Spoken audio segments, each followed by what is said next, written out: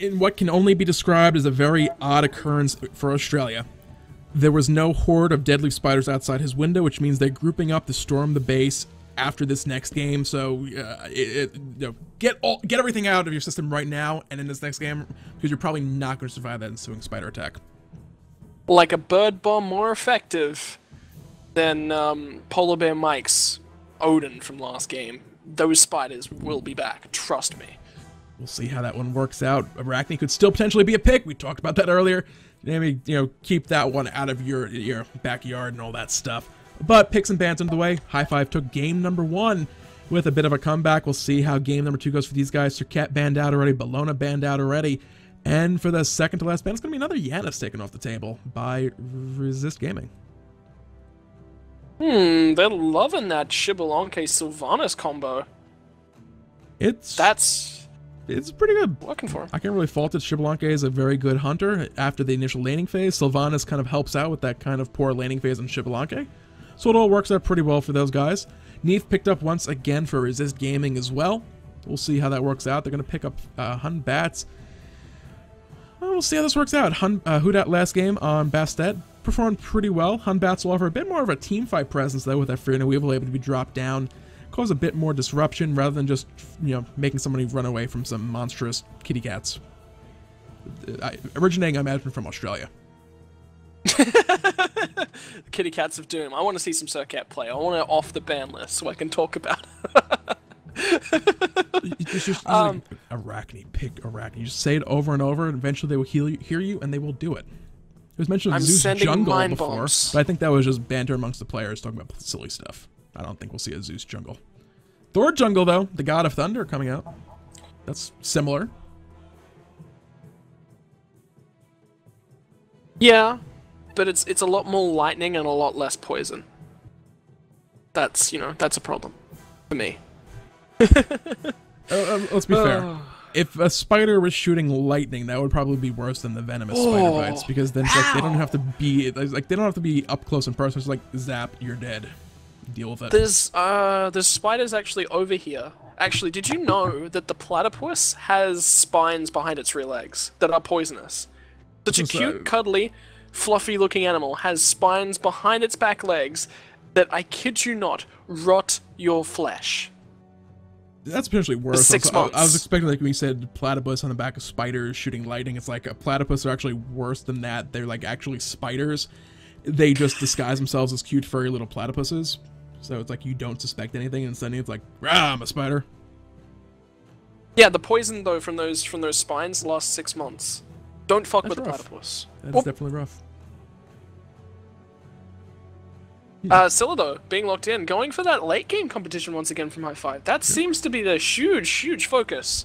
Vulture performed very, very well on Scylla last game. We're going to see a repeat performance potentially this game around this game.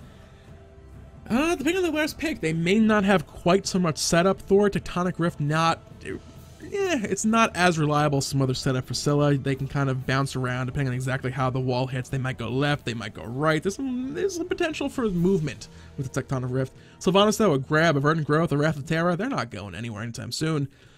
And this time around, Resist Gaming taking their time with their next 2 picks. It's Medusa, Guan getting hovered over for the time being, and both those get locked in. We don't see much Guan coming out all that often, but he's, in a lot of people's minds, a little bit of a sleeper god. Kind of underestimated, kind of forgotten about, but can make and set up some pretty big plays. Now, there was some players I remember from last week in our chat. They're actually theory crafting about Medusa in the mid lane. I support it. I think it's potentially a really strong pick. So we'll see if it's actually Chaos that plays it, or is it going to be Fenrir and sends the Neith mid for Chaos to play. But Fenrir! Solo lane Fenrir against Guan. Interesting. That said, yeah, I was like, Guan works actually pretty well against Sylvanus. They have Geb. Geb really cannot go anywhere else. So it's going to be Polar Bear Mike on Geb. At some point in time, someone will figure out that, oh, we just start this completely unorthodox item. It's like, oh, we just start Boots 2 and Geb wrecks face in the soul lane. It's like something completely off the wall that's like, why does this work? This should not work, but it does. What the hell? It'll happen eventually. I don't expect it to happen anytime soon, but it could eventually happen. We'll see. Maybe Soulstone Geb solo lane. I don't even know anymore. Probably not. I don't expect to see that happening. It'll be a cataclysmic event when it does happen. That was a good one. You're two for three so far today. 2 for 3 so far today. That's it, guys. And the worst part was, I stuffed up the tier 1. That's the easiest one to do. Yeah. As I finally update the score, it's going to be 1-0 high-five going into Game 2 of the finals. The best of 3 series. We'll be back here in just a few moments, guys. As soon as the anti-ghost timer... Bad music. Go away. As soon as the anti-ghost timer has ticked on down, we'll be back. So now bring on the music, as we're going to cut to a quick break. Alright guys, so welcome back. It's time for Game 2 of the finals for the North American Challenge Cup Week number 2. It's Resist Gaming facing off against High-Five, who took game number 1. I'm Zayden, here with Ranconius, who is, biding his time before that impending zombie spider, tarantula, Tyrannosaurus Rex, Velociraptor assault on his residence. Just picture like spiders and the ants from the Fallout series and like dump them outside my house. That's what's happening. They're politely waiting until I've finished discussing video games with you, Shodan, before they murder me brutally and mercilessly, as is Australian tradition. If absolutely nothing else, they are polite. They at least there's that. They'll kill you politely, scare the crap out of you politely. Yeah. That's it. Let's go ahead and run through these rosters before things get too underway. Resist Gaming having a little bit of a party here between their 2 towers. Polar Bear Mike kind of waving around a little bit. Run through this roster. Valentine over in that solo lane as Guan. Who down in the jungle is Batz this time. Chaos in the mid lane as Neith. Polar Bear Mike taking up the support role as Gab. And finally Fenrir playing Medusa in the hunter role. Yeah, and on the right-hand side, red health bars, chaos side of the map. They're clearly the evil bad guys. It's going to be High-Five. Medieval on the solo lane with the Fenrir. Xbalanque is going to be on the Thor in the jungle as he starts up his speed buff. Vulture's on the mid lane Scylla, and what a Scylla from last game. Chacho is going to be on Sylvanus, and Nonton is once again in that familiar duo lane of the Xbalanque. So as the buffs cams across the map are being taken now by their respective teams, before they head to lane, we'll see exactly what happens with these. Mid lane is going to be Chaos trying to make quick work. These Vulture doing the same as they arrive right side, going for the quick rush on the Houdat, trying to find this early first blood. Can they do it? Tells Assault coming out as Houdat leaps away, barely surviving that engagement. They're looking for a little bit more as Medieval looked for that brutalize, but did not hit it. He was hunting out Houdat. He wanted him. You could just like, blood. I want it. Not gonna find it. And Valentine with the mana buff. This is what he does. He just clears out. He heals up. Hey Houdat, you were low? Not anymore. Look at these health bars. They're back to almost level. That was his health potion used early though. Another hit coming in. Double tap did not connect that time around. Still worse for the wearer. Valentine going to be using that conviction to help heal him up a little bit. Bolt Medieval still looking for it. Brutalized, latching on. Gonna find it, but he's going to trade back and forth. Tower dive. It's the body block from Valentine. Says, hey, you can't walk through me. We saw it in the last time. Medieval trying to walk through Valentine. They walk past each other, but not this time. Valentine's going to secure the response kill. So for now, at least, it's jungler versus soul laner in this right lane. Going back and forth, Berserker Barrage trading things around. Xbalanque gonna use that hammer aggressively for wave clear and damage before finally heading off into the jungle. Valentine, a couple more seconds, he could potentially have looked for a kill there onto Xbalanque before he'd been able to retreat back to his jungle. But at least for now, first blood, plus the answer kill trading in the right lane. High-Five have a small advantage going forward, but it's too early really to say that's really favoring anybody at this point. Houdat will lose the speed buff, but I think the mana buff is a lot more crucial out of those two. Yeah, it gives up first blood, but I'd rather lose the speed buff than a mana buff in that solo lane. Yeah, they both have the Bluestone Pendant. It's still preferable to have that mana buff running as long as possible, but it's not like the end of the world. It's not like Season 1 where it's like, oh, you're a warrior assassin in the solo lane and you lost your mana buff. You're done. For the next 4 minutes, 3 minutes until that buff respawns, you're pretty much just farming on your tower. Asking yourself why you let yourself die. Early level 5, Valentine using that cavalry charge just to wave clear. He's looking to go back to base here in the very near future. We saw him actually just trying to base before, and Medieval was just like, no, I'm going to make sure you don't. And this is important as well from Medieval, is he shouldn't be taking this harass from Valentine, right? Medieval's just gone back to lane. One of the worst things you can do is let your opponent free trade you and put all this damage onto you, so you're forced to burn potions, and they're forced to just base and get out of it for free. Right-hand side mid-camps, Xbalanque is on top of them. Left-hand side, already gone to Elbow, Chacho, and Vulture, but they're gonna grab both of them, so High-Five find that advantage. Oh, Anvil of Dawn. Coming down, found Polar Bear, Mike Darks Knights as well. The pull, the I'm a Monster is good as well. Fear no evil for good measure. Looking to turn this one back around if they can. That's not enough. Looking for answer kill. Gershank running for his life. Will survive. Chaos was looking for the Spirit World Weaver through the wall. Not able to find it though. As Medieval, the rotation finds another. And he's got the Ragnarok as well. He's looking to grab that Neith and drag it back. Won't be able to drag it back far enough, but the rest of the team is slowly healing back up, rotating around. Oh my god, this is going to be the other member. Nonton's come into this mid lane. Everyone is here. Chaos is just like, why is everyone in my lane? Go away. It's a party in the mid lane. That's what happens these days. It's like, oh, harpies. Yeah, we should get those. And it's like, well, what do we do now? Jump dance party, we occupy ourselves. Why go back to lane? The hunter wants to farm, the soul laner wants to farm. What does the support and jungler to do while nothing else is up on the map? Well, keep the mid laners company. That's pretty much all there is to do at this point. With that early kill and assist coming online though, Doomor up completed right now for Scylla. Neith only on that Morningstar speed, so not going to be building up any stacks in the near future to answer back. A Sikkim Crush connection from that Scylla right now could spell a pretty bad situation for Chaos, if that were to occur. But it's that connection that's all important for Vulture. But obviously, Crush, it's a heck of a lot easier to land than the Sikkim. But if he can land the Sikkim as well as the Armor Monster, man, he could probably even kill that Neith. That's a problem. And the fact that she's already based and been forced to pick up the Morningstar of speed, she's got nothing to help her out in this lane either. It would be a very rough call though. The Sikkim Armor Monster window is very, very small to begin with. You have to pretty much hit it and immediately follow those abilities together. With Neith, she can backflip out of it. He has to predict the backflip, and yeah, to be fair, there's some opportunity to move around. You know which direction he's going to go. If he just backflips the complete relative where he's standing, it's easy to predict. But otherwise, it's like, well, I forced the backflip for my ultimate. That's not really worth it. Right-hand side, though, it's going to be Medieval looking to grab on towards Ballantine. Old Weaver's coming through. It's going to slam into Gershank's face right about now, and down comes that Talos. So look at the damage label to burn through on towards Gershank. Will they be able to pick him up? He's living! He's living a little bit longer, but Vulture's come around and got the Armor Monster reset. He's going to be looking for Houdat in just a second. Man, MLC Vulture. So, yeah, today I learned, don't give Vulture Scylla. And on the left-hand side, Elbow Charger's going to grab that Wrath of Terror, but there are so many on top of him. Inferno uses the ultimate, the Petrify. He's going to turn his opposition number to stone. He may not have been looking at him, but that tree, it got turned into stone for sure. Yep. Rough one.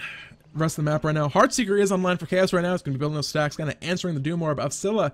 They're in position ahead of time for these mid-harpies. Gershank's gonna come around the corner, spot them out here. We'll see if they look for this play. Anvil of Dawn, Tectonic Rift. Good to stop that attempt, but it won't be enough. Hand the guys from Polar Bear Mike will secure it. Right side, it's gonna be Houdat in position to secure that camp all by his lonesome. High Five got the first set. Resist Gaming take the second, so even the score on that front, but High Five still have a lead on the back of all the skills they've picked up so far.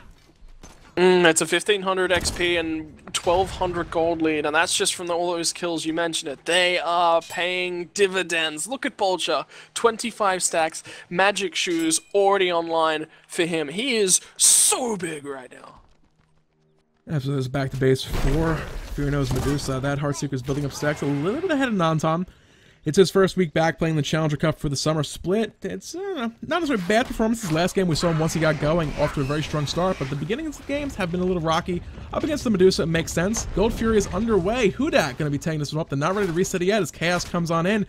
Anvil of Dawn up from Thor. Going to drop back down. It's still active. Who is going to get it?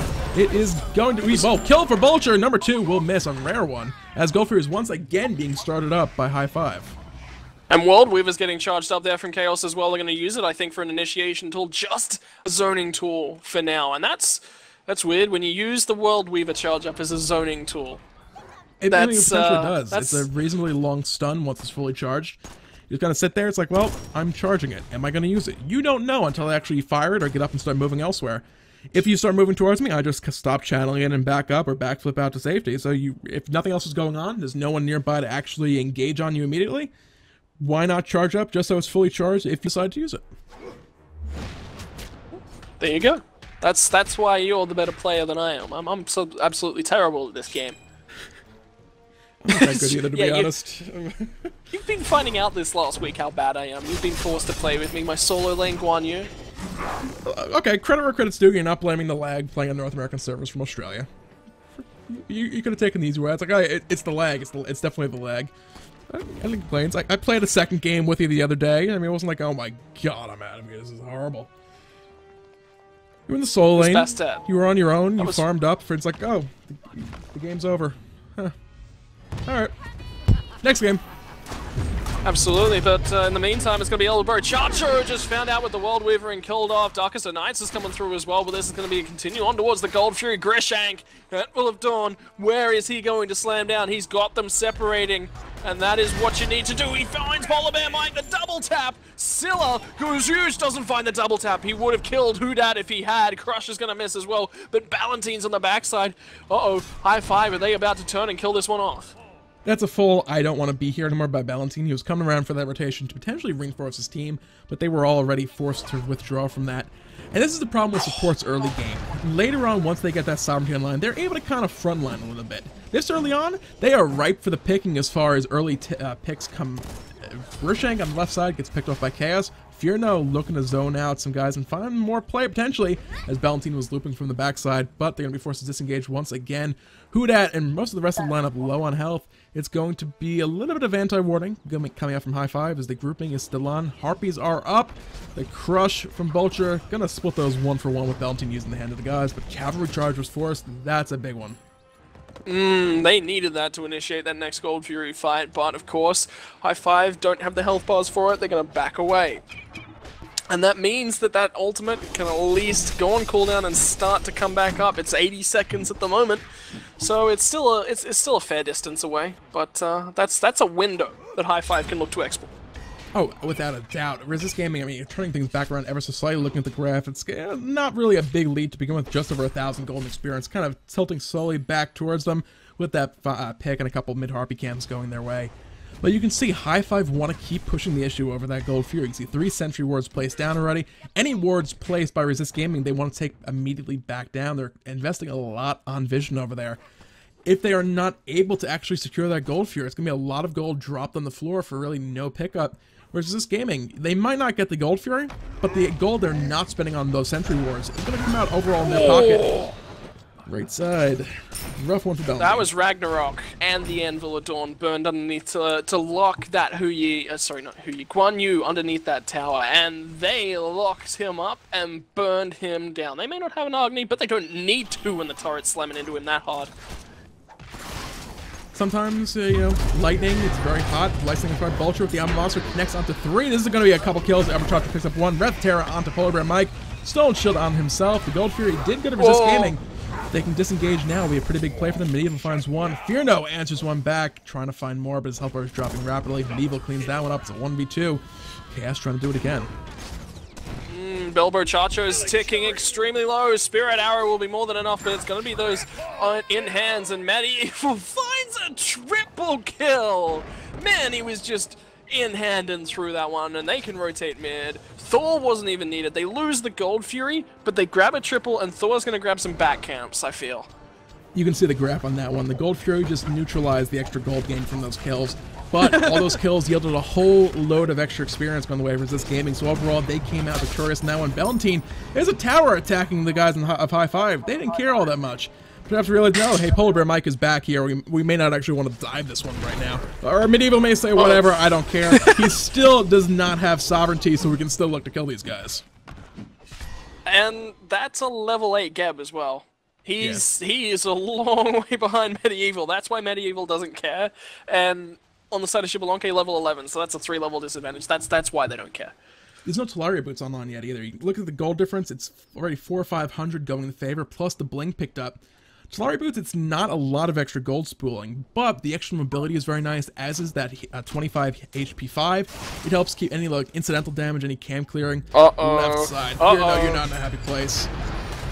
He did burn out the Lacerate, and he's still trying to run away from this when the beads come out. In comes the ultimate from Neith, that World Weaver. They're looking for the re-engage, the rollout, blink into a two-man Cataclysm. What can they find? They're still looking for something. Elbow Chacho is running around as best he can. He finds a two-man Wrath of Terror, but now it's going to be a 3-on-4. But Scylla's going to join the fight. Misses the I'm a Monster. That's rare from Vulture. In the meantime, Chaos has just burned through a Grishank, and they're still looking for the engage. Oh my god, Medieval, can he turn into this fire? Chaos will find Nonton Joden. I'm not sure which way this is even going so far. Medieval rotating back in as his Xbalanque. 2 more kills coming on the table, going back and forth. Chaos still on a bit of a rampage right now, going with that 3-0 killing spree.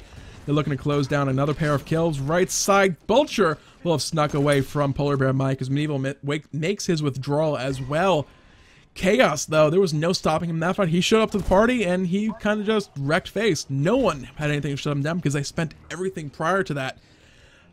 In the end, looking at the graph, a little bit back and forth, but Resist Gaming, in the end, turned it around ever so slightly in their favor. Not a huge lead, nothing really to speak of. There was no objectives on the map to take. They're going to grab the left-hand side mid-harpy cans as their only major source of any win out of that fight at the moment. They're going to grab the right-hand side. So double harpy cam is the only thing they take from that fight victory, but items online for Chaos, that could be that late game reach a little bit earlier. Medieval found himself a particularly nice rock to bring back to his tower, and his friends, they weren't happy about it. They smashed it to smithereens. Up in the air goes Grishank, looking for Chaos in the mid lane. This stun is good. The hammer is good for the double tap. Damage will be good. Vulture lands another as Who Dat now in a bad spot, looking to run away. Gets caught, and that second one is good. Medieval secures the kill with one more hit. Oh, look at how big Vulture is! Look at them I'm a monsters! This is huge! If this goes to game 3, Vulture's not getting Scylla. That is a confirm. There's no way in hell that is happening. If it did happen, what are Resist Gaming thinking? Because Vulture is this early on in the game. Scylla is a late game mage. She needs to get online. Her wave through early on isn't that great. We're 14 minutes 50 seconds in this. The laning phase in many games at this point is still well underway. Not as well underway, but it's still kind of like we go back to our lanes, we farm up for a little while. This is NA though. It's not Europe. We don't play these 25-minute early game. Oh, there's a gold for you guys. Let's go kill it at 30-minute mark kind of thing. The big early aggression coming out. Vulture 2 games in a row with that Scylla gets that Doom Orb. You build those stacks up. It's a huge spike in power. And landing as many I'm a Monsters, that's the key thing. Vulture is confirming that damage that is otherwise very, very difficult to miss. So far today, these 2 matches, probably I'd say like 65–70% accuracy thereabout with those I'm a Monster hits. It's absurd. And most of those are without setup as well. That's the key thing to take away from that. It's not, oh, Athena taunted them and I just hit them. It's I hit them when they were roaming around, not locked down. They were free to do whatever they wanted, and I hit it anyway. Yeah, that's the sign of a highly mechanical skill, highly prediction-based, just intensely skilled player. Vulture, man, props, you've been doing so well. He managed to base there actually on 2k gold. So he had 2k in the pocket, picks up the Chronos pendant with that, and I think he might have upgraded his... He's gone for Blink. He's looking to blink in and get aggressive with the Sickos. Yeah, that's... I was like, Geb had Blink for a while. Oh, Scylla! Oh, yeah. Blink Sick'em into a crush. You're not really going anywhere anytime soon. Alberchacho looking for Wrath Terror. We'll find him. Medieval's in the middle of this as well. Darks and Knights is kind of counter-engaged. We'll see how this goes. Chaos is actually going to get grabbed up by that Ragnarok, and oh, Vulture, he's going to find one I'm a Monster. He's still going to help him miss the second one, but that's because he was getting dived quite deep. Valentine, he's got that cavalry charge, dodges out Who Dat, and he's still got that Sentinel to get away. They're going to kite backwards slowly, and Who Dat is just going to get focused out and burn through. Man, look at the health bar! That Sylvanus lives with a sliver of health, and Grishank with the Anvil of Dawn is just going to return to the fight and wreak what havoc he can. Valentine, he's dead eventually, and Evil's just going ham. He kicks up a kill. Deicide at 16-17 minutes on the clock. Why not? It's up. Who needs a Gold Fury? Who needs a Phoenix? We just take the Fire Giant, get that buff, get that 7,000 gold worth of just physical and magical power, never mind the regen or extra damage to objectives, and turn this into even more here as we have 3 minutes to actually make use of it. A lot of lava coming out, not really affecting these guys too much. You need kind of waiting nearby. It's like, yes, I'll clear out these minions. Clear up some mid-harpies on the way out as well, because why not? How much gold in hand? Well, just about 1,000, but the big takeaway from that is that Fire Giant buff now sitting on all 5 members of High 5. They can think of Gold Fury, but Fire Giant still the better of the two prizes. Yeah, Resist Gaming are at least going to get the Gold Fury on the backside, so a little bit of gold and a little bit of XP back in their favor, but they're behind. Yeah. On the plus side, though, let's keep talking positives for these guys. Darkest of Nights is coming through. Thor is going for this. Can he find the Berserker Barrage? Double tap damage. Resist Gaming to at least get the Gold Fury, but only just. And now Hudat is just getting burned through. Great Petrify from Fëanor. Might signal the disengage Berserker Barrage from Grishank. Lacerate still is going to get Fëanor out of there. Chaos gets out on the side. Ooh, it's still close. It's not quite over, and Polar Bear Mike's the next focus. They could potentially look for more right now. The tier 2 tower on the left side is dead. There's a tier 1 that's not going to slow them down at all. The minion wave is present. Backdoor protection means that tower is going to drop like crazy. They have that regen ticking away as well. Grishank went in. He did not have Wrath of the Gods to look for that steal. It basically came down to, can he stop them? Can he put out the damage, delay them long enough for the team to close in and find a pick? It did exactly that, and he survived as well, which is a takeaway from that. It was like, you know, can we turn Grishank into multiple kills? Not necessarily. We turned Grishank into a kill, but he didn't die, so we'll take it. We'll keep our buddy with us. Why not? We like him, I guess. We keep him around for that reason. Disposable Thor fodder. We send him half across the map with his ultimate. Much like they're looking for right now. We'll see what he goes for this time. Well, Brochacho is looking to come up for Wrath of Terror, whatever he can. Envelope Dawn is on to Fëanor. Medieval confirms that kill, and he's going to grab Chaos. That'll be two Hunters totally gone if they focus in now, but Nonton wants Hudat. They're finally going to come back forward looking for whoever they can. Oh, I'm a monster. Does some monstrous damage and a double stun from the Tectonic Rift. That is almost certainly game. It's definitely looking like it. So takeaway from this series, do not give Vulture Scylla. That's what it basically comes down to.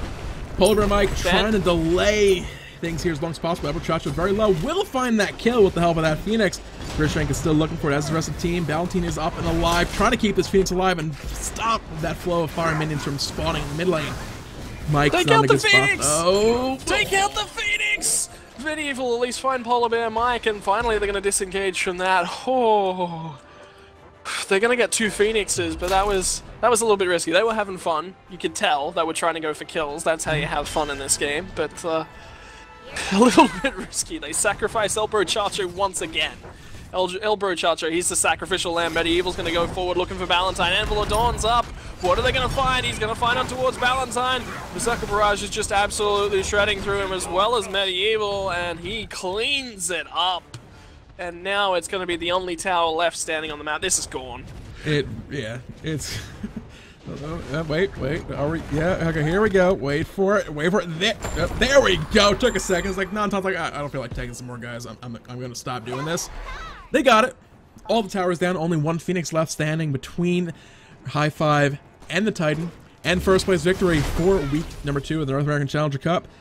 These points matter. It's only a 5-week initial open bracket going forward the remainder of the 8-week series of the Challenger Cup. And this is the last opportunity for these teams to potentially get themselves an SPL spot in the fall split.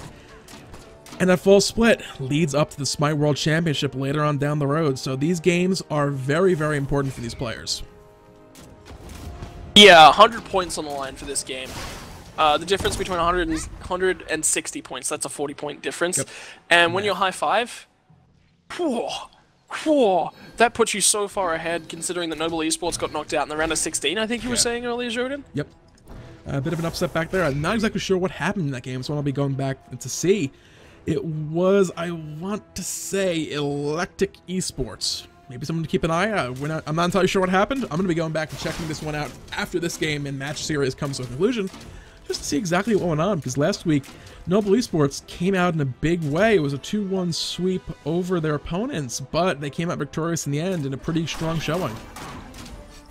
And this just bodes well. Like some of the matchups that we've seen from today, normally you think of NA where there's a couple of top teams and they're going to breeze through to the finals and see it. That's not the case. And that's not the case this season at all. Like last week, yeah, there was a few teams that got through, but there were also a few teams that got knocked out very early on. We were expecting them higher seeds this week, but they didn't get that. No. And with the team changes as well, they lost some points, like Return, for example. They lost all of their points in their seeding place from last week.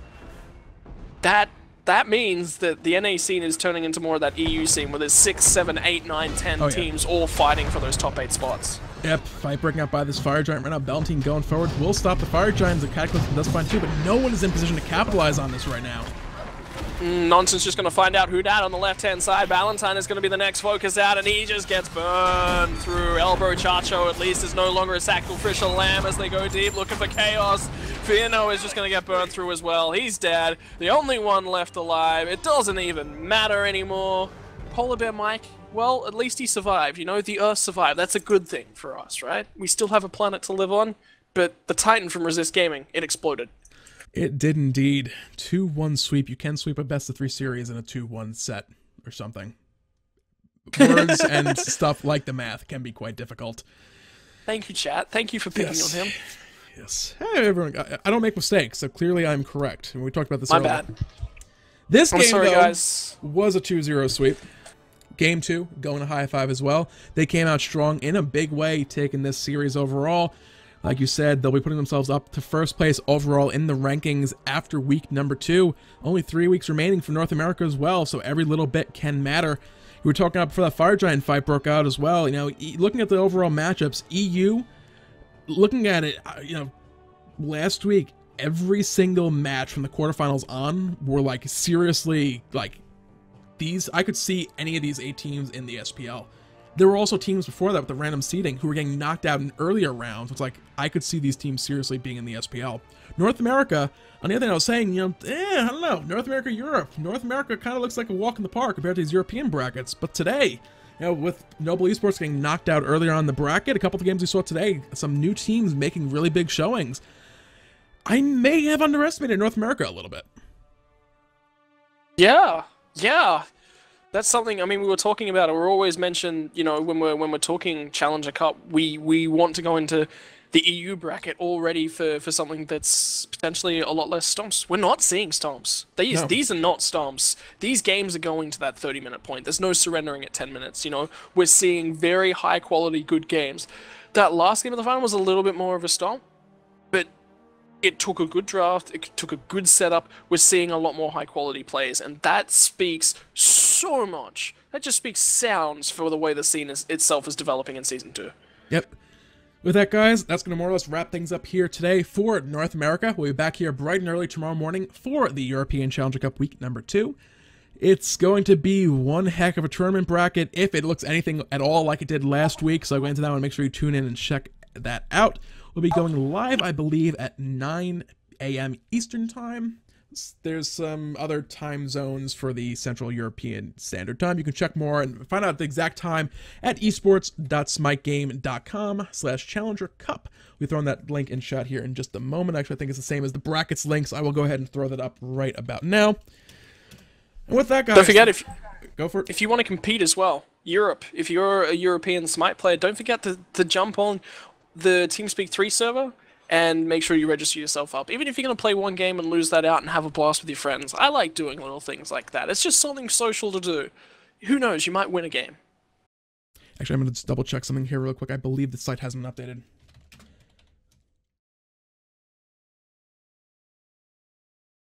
Whilst he does that, let's talk about the deaths of many, many spiders and how Arachne wasn't played, whilst I had to deal with little Arachnes over here. Terrible. Yeah, just double checking with the admins the exact start time tomorrow. I'm not sure if the website has been started up. With the time zone changes that occurred for various regions of the world, there was some discussion about it. We were moving it back an hour. I'm not sure if that is the accurate time. As it reflects on the site, 8 a.m. Eastern Daylight Time for check-ins, 2 p.m. Central European Standard Time. We'll be double checking that. You can check on the website. I will probably tweet out about it here in just a few moments as well. That said, last week for EU, it was the Poppies taking first place. Crowd favorites making a big showing after a bit of an upset back in the Smite, the summer qualifiers. So we'll see if they can reprise their first place finish coming into things tomorrow. And other than that, guys, we're going to wrap things up for the night. For hi-rez, for my co-caster Ranconius, and for myself, have a good night, guys.